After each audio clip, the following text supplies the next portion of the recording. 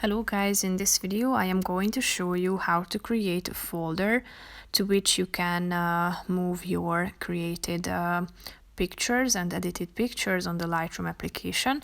But first I just want to mention, don't forget to subscribe to my channel, because at 10,000 subscribers I am going to show you my whole YouTube revenue statistics and growth strategy, how to make money online. So let's jump into it. First of all, open the app on your phone.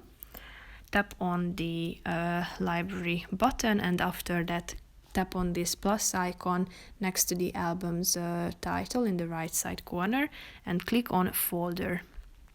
After that you should tap on this black box at the top and then type in the name of your folder. If you are done, click on the OK button.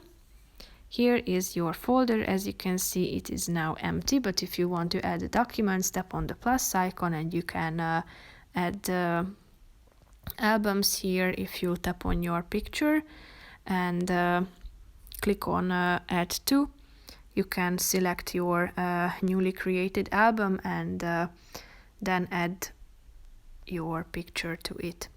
So that's pretty much it for this video, guys. See you in the next one. Bye bye.